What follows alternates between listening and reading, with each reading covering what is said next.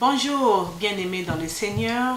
Voici une nouvelle journée, un jour que le Seigneur a créé.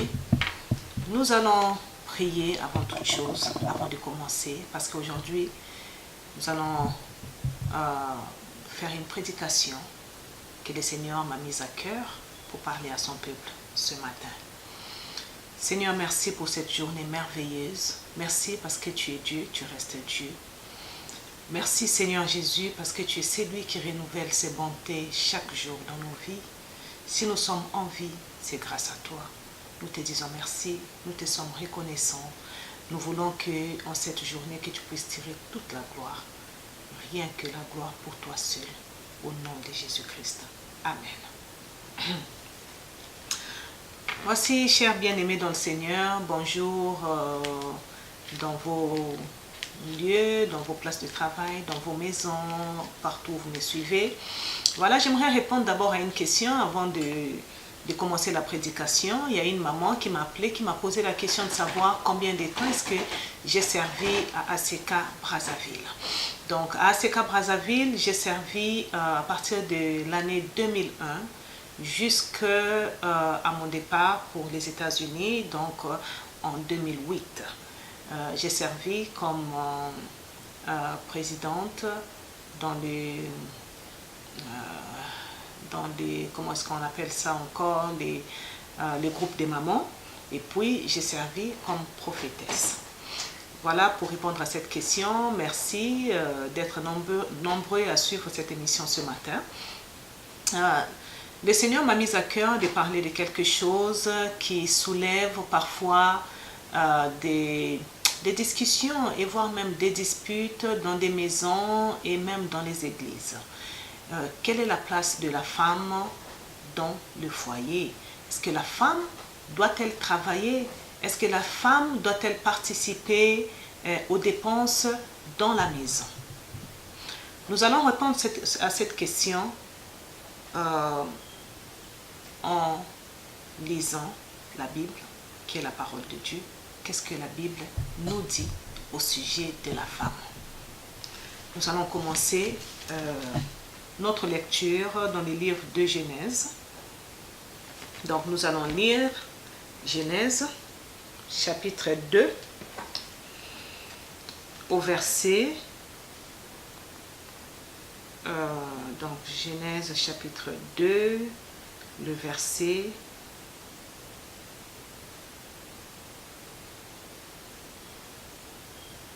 le verset 18. Oui? Qu'est-ce que la Bible nous dit? Genèse 2, verset 18. Je vais lire au nom de Jésus-Christ. L'Éternel Dieu dit, « Il n'est pas bon que l'homme soit seul. Je lui ferai une aide semblable à lui. » L'Éternel Dieu forma de la terre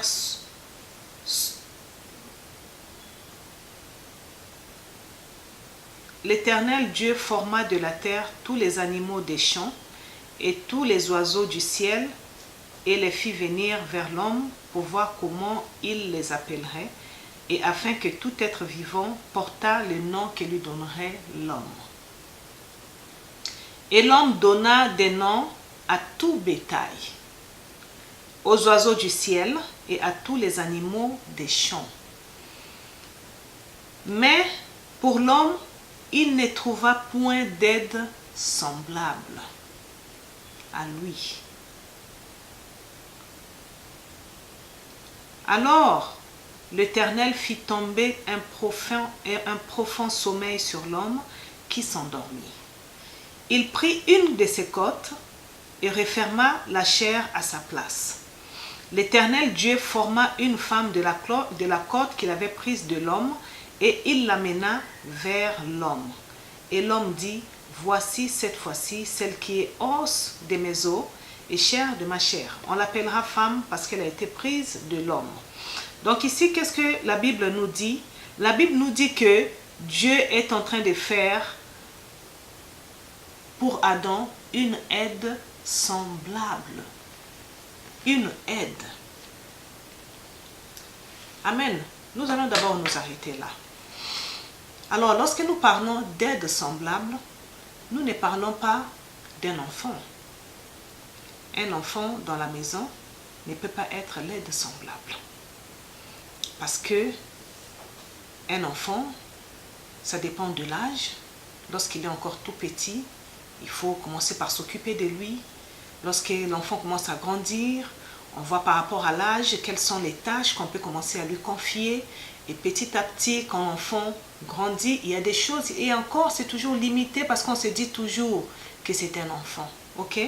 Mais lorsque nous parlons d'une aide semblable, ça veut dire que c'est quelqu'un qui pourrait avoir, qui pourrait être aussi mature, donc avoir à peu près la même maturité que l'homme. Une personne qui peut être à côté de l'homme et le soutenir. Ok, en ceci, qu'est-ce que j'aimerais dire, qu'est-ce que je veux dire là-dessus? Je vais tout simplement dire que la femme est une aide semblable. Elle n'est pas la petite sœur de l'homme, elle n'est pas la fille de son mari, elle est une aide semblable. Je vais encore lire un passage, toujours dans la Bible. Nous sommes dans le livre des Proverbes, le chapitre 31, et comme beaucoup de gens le savent, c'est là où on nous parle de la femme vertueuse. Alors, je vais commencer à partir du verset 10, je vais lire rapidement au nom de Jésus. Qui peut trouver une femme vertueuse? Elle a bien plus de valeur que les perles. Le cœur de son mari a confiance en elle. Les produits ne lui feront pas défaut. Elle lui fait du bien et non du mal tous les jours de sa vie. Elle lui fait du bien. Là, on parle de son mari. Le cœur de son mari a confiance en elle et elle lui fait du bien et non du mal tous les jours de sa vie. Elle se procure de la laine et du lin et travaille d'une main joyeuse.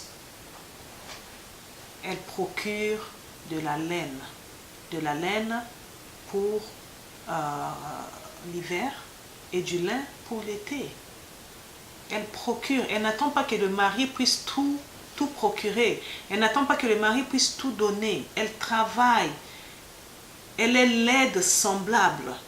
Elle n'est pas une enfant dans la maison dont on doit prendre toute la charge. Elle n'est pas une petite fille dans la maison qu'on doit traiter, pour les hommes qui traitent les femmes de cette manière-là, qui traitent les femmes comme si c'était la première enfant de la maison. Non, la femme n'est pas ton premier enfant, la femme n'est pas ton enfant, la femme c'est ta complice, la femme c'est une aide semblable, une aide que Dieu a mis à tes côtés pour te soutenir dans tes faiblesses. Parce que oui, mes frères, vous avez des faiblesses. Vous en avez, tout comme nous les femmes, nous en avons. Et nous avons besoin de votre soutien. Tout comme nous avons besoin de votre soutien, vous aussi, vous avez besoin des soutiens de vos femmes. Voilà, et elle travaille d'une main joyeuse. Elle est comme un navire marchand. Elle amène du pain de loin. Elle se lève lorsqu'il est encore nuit. Elle se lève lorsqu'il est encore nuit. Et elle donne la nourriture à sa maison. Elle attache à ses servantes. Elle pense à un champ et elle l'acquiert. Elle l'acquiert avec quoi? Elle l'acquiert avec de l'argent. Là déjà on nous parle de comment est-ce que la femme fait vivre, comment est-ce qu'elle travaille. Le mot travail déjà nous indique quoi? Ça nous indique que la Bible ne refuse pas que la femme puisse travailler. La Bible ne refuse pas. Et la Bible ne dit pas non plus que la femme doit rester à la maison et s'occuper de la cuisine et de l'éducation des enfants. Non, l'éducation des enfants revient et à la femme et à l'homme. C'est la responsabilité des deux. Puisque nous sommes deux, pour faire des enfants. Alors l'éducation de ces enfants-là repose sur tous les deux parents, pas un seul, pas seulement la maman, ni seulement le papa. Alors pour que l'enfant soit équilibré, il a besoin et de la maman et de son papa. Donc voilà pour dire que la femme doit faire sa part dans la maison, non seulement que la femme doit s'occuper des travaux ménagers, et l'homme également devrait aider dans ces travaux ménagers, parce que je n'ai vu aucun endroit dans la Bible où il est interdit aux hommes de vaquer aux occupations ménagères. Je n'en ai pas trouvé. J'ai fait mes recherches, je n'ai pas vu cela. C'est simplement la culture qui veut cela, la culture qui, dans les temps anciens, puisque tous les travaux qui rapportaient de l'argent à la maison, c'était des travaux durs. Alors on se disait que l'homme, c'est l'homme qui est fort, qui a la force physique, qui peut être capable de faire ce genre de travaux, et la femme doit rester à la maison pour faire des travaux ménagers. Aujourd'hui, nous voyons que la femme est capable de manipuler l'ordinateur tout comme l'homme, et la femme est à même de travailler, a la même capacité d'aller à l'école, d'aller aux études, de contribuer pour sa maison. Les mamans, s'il vous plaît, l'argent que vous travaillez, ce n'est pas seulement pour aller vous faire plaisir, vous acheter des habits et des bijoux. Non, l'argent que vous travaillez, c'est surtout pour soutenir votre mari dans le foyer. Les soutenir comment? Bien sûr, les soutenir dans les factures qui arrivent chaque fin du mois, les soutenir dans les paiements de la maison, dans le loyer, et partager les frais avec lui du mieux que vous pouvez. Amen.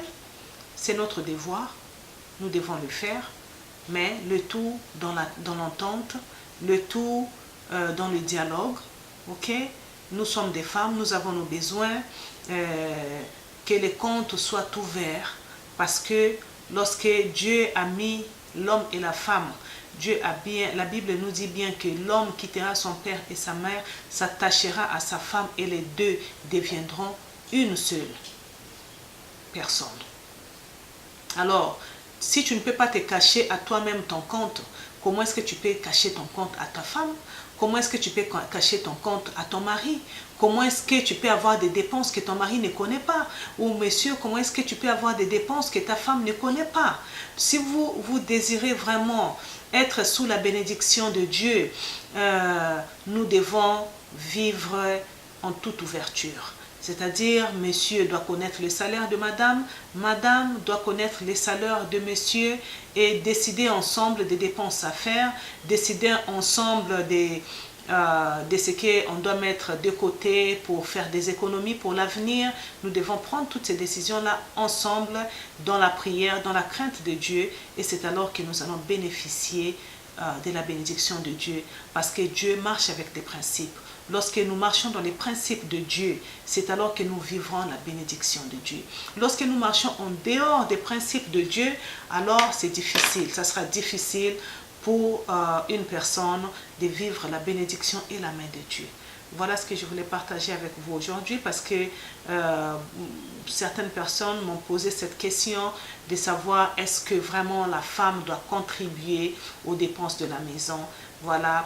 À la lumière de la Bible, nous avons vu que le Seigneur lui-même parle de la femme vertueuse, et le Seigneur lui-même dit les buts pour lesquels il avait créé Ève aux côtés d'Adam. C'était pour qu'elle soit une aide semblable à Adam. Merci, chers bien-aimés, d'avoir suivi aujourd'hui. Nous allons passer un petit moment de prière ensemble. Seigneur, nous te disons merci infiniment, parce que c'est ta parole. Et nous croyons qu'elle vient de toi. La Bible est la vérité. Seigneur, j'ose croire que cette parole a touché le cœur d'une personne, d'un homme ou d'une femme. J'ose croire, Seigneur Jésus-Christ, que tu as parlé à quelqu'un, que tu as résolu un problème dans un foyer aujourd'hui, que tu as répondu, que tu toucheras les cœurs, Seigneur, et que, Père éternel, là où il n'y avait pas l'harmonie, tu remettras l'harmonie dans tous les couples qui ont suivi aujourd'hui, au nom de Jésus. Et Seigneur Jésus-Christ, tu donneras également des leçons à celles qui ne sont, à toute personne qui n'est pas encore mariée, afin qu'elle puisse savoir comment se comporter dans son foyer. Nous te disons merci, que toute la gloire soit pour toi. Au nom de Jésus, nous avons prié. Amen. Et que Dieu vous bénisse tous. Au revoir et à la prochaine fois. Merci.